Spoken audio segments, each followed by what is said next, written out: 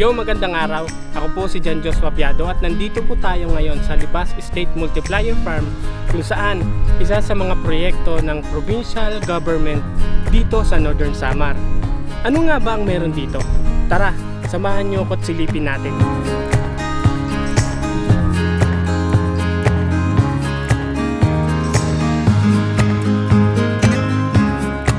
Proyekto po ito ng province.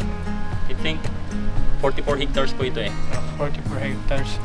First quarter, yung tanim namin, yung eggplant, cabbage, then bell pepper, beans, ampalaya,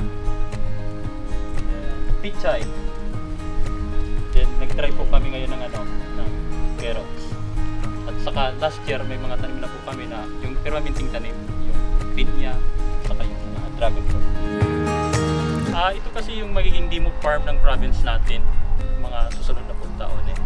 Kaya ito ang ginawa ng ng provincial agriculturist natin na ito magiging mukha ng Northern Samar tungkol sa agrikultura. At saka ito ang model ng mga farm. Mga farmer. Oo. Sa pagtataguyod ng Libas State Multiplier Farm bilang isang sentro para sa kaalaman at pag-unlad sa agrikultura, malaki ang naitutulong nito sa pagsasanay at edukasyon ng mga magsasaka at iba pang stakeholder. Papansin nyo dito naman sa area na to, maraming nakatanim na bell pepper at saka yung iba ready to harvest na.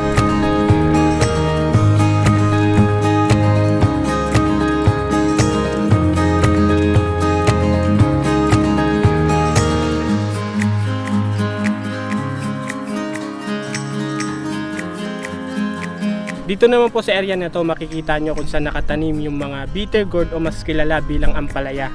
Tsaka meron rin siyang nakapalibot na mga ladyfinger, kung tawagin din ay okra.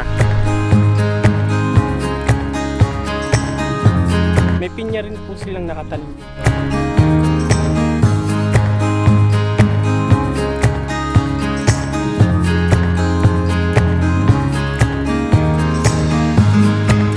Ito naman po yung dragon fruit area nila. Tara, tignan natin.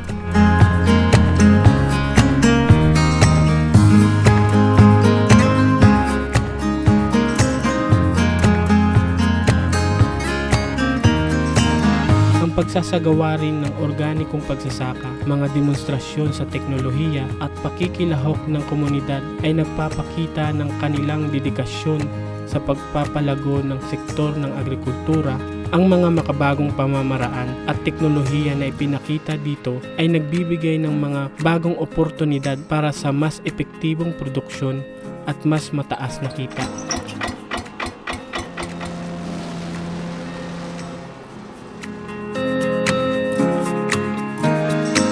Yung dominant nila, ito na yung yung magiging result, yung vermicast.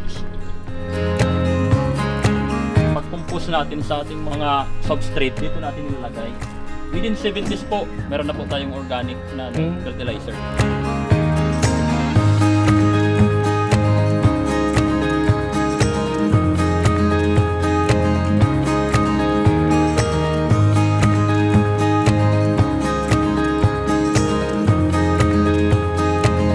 Kung hanap mo naman ay talong o eggplant, meron din sila ditong tanim.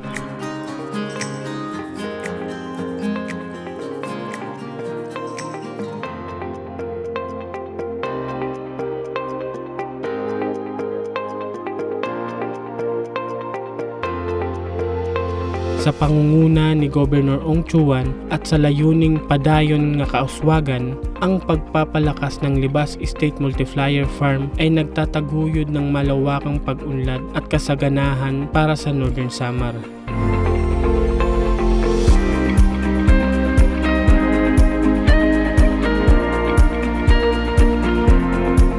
Sa bawat hakbang na ginagawa, lumalakas ang pangako ng lalawigan sa seguridad ng pagkain, pangangalaga sa kalikasan at pagpapalakas ng buhay ng mga mamamayan sa pamamagitan ng modernisasyon at pagpapalago ng sektor ng agrikultura.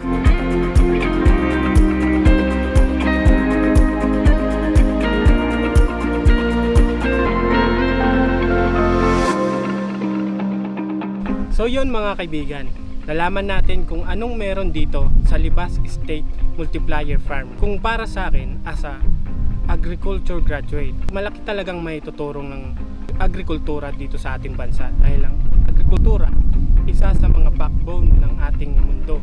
Kaya mas maiging ipairal natin ng FarmNet o katulad ng proyekto ng provincial government na palaguin ng agrikultura dito sa Northern Samar para na rin sa ikauunlad ng ating mga kababayan.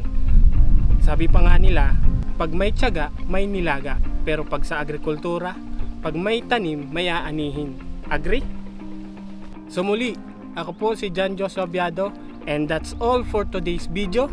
Bye-bye!